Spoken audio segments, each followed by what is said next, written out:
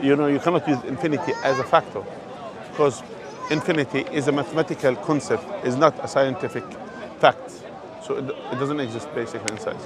Okay. So are you saying that there's going to be an end to time? there's going to be an end for everything. There's going to be an end. Because the way that the things are the way that you see here, since there is a beginning for this universe, yeah? Yeah. So since there is a beginning, so that you could use that as a beginning of time for us, yeah? So then, since there is a beginning, so there will be eventually end. Yeah, there'll be an end to the universe, but that doesn't mean that there's an end to time. We don't know because we don't know. All what we know is about the calculation of the beginning of the universe. So since the beginning of the universe, that's it. So this universe, how it came into existence? The Big Bang, I think. Okay, the Big Bang came from nothing or came from something? Well, huh? That she was blood. Yeah, okay, alhamdulillah. Okay. Yeah, I mean, I have no explanation for that, and I see how you could say that that was created by a god or whatever caused that. It's either the universe created itself by itself, or it came from nothing, or created by God. Simple as that. What do you think? I honestly don't know. I don't have an opinion on it. There's no. I don't think there's any. We will use anything that's. we will use the scientific analogy. Yeah. With this, can the universe come from nothing? Can something come from nothing? I don't think so. No, probably not. It can't be. It's impossible. Nothing produces nothing. Correct? Yeah. So that's nullified. Correct? Can the universe create itself? Probably not. Why? Because it has to pre-exist before existence, correct? So it doesn't work. Or it was created. But how can God come from nothing? We don't say God was always there and will be always there because it has no limitation.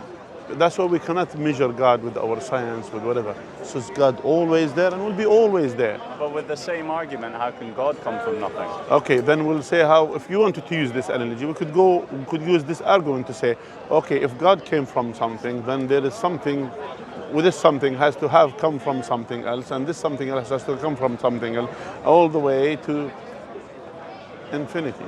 And then it doesn't work. Yeah. Salam alaikum. Yeah. So that's why it doesn't work like this. It has to be a starting point to move everything, correct? I accept that, yeah.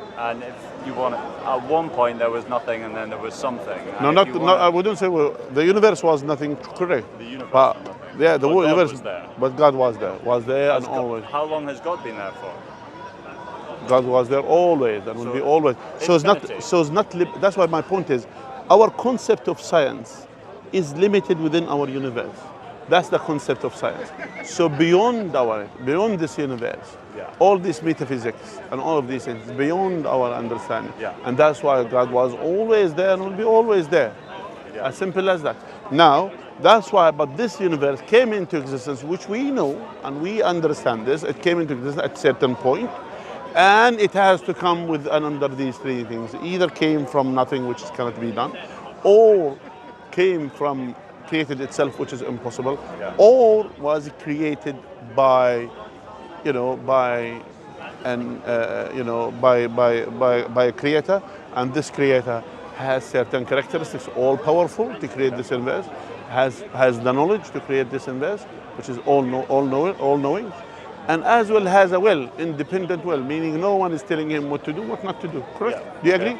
So if we say that there is a God that created the universe, are we the center? Are we his masterpiece? Does he care about us at all? If he cares about us, that's why he has sent prophets and messengers of God to us to guide us to the right path. And that's why we are kind of a unique creation, that our decision has an impact worldwide. It's not just a decision that could do things.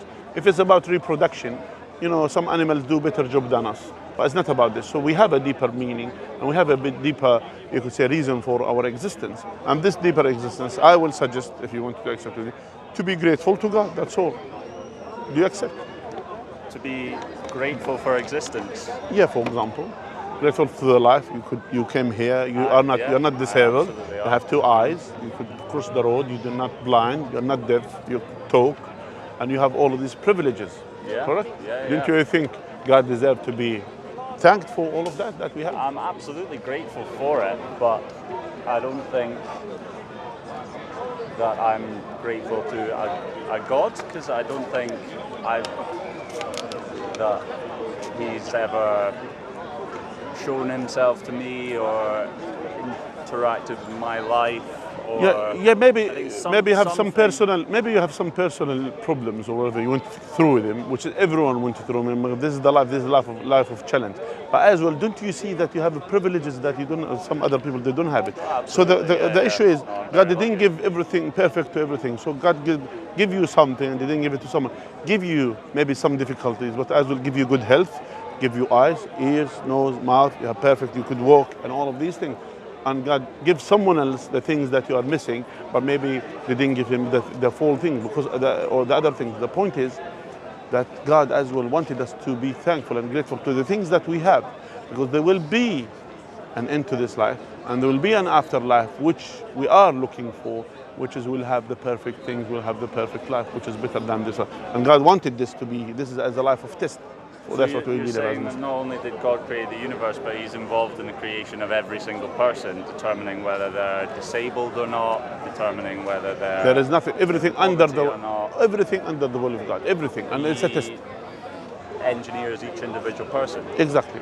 So why does He choose to? Why are there people who are born with illnesses and disability? Why Yeah. did He do that? So for example, I will tell you something. Even to religious people. You need to understand the existence of evil. It's something which is a factor for us to appreciate the goodness, or the existence of deficiency is a reason for us to appreciate the good things that we have. For example, if everyone is perfect, if everyone is in good health, no one gonna die. We'll have to all of these things for granted.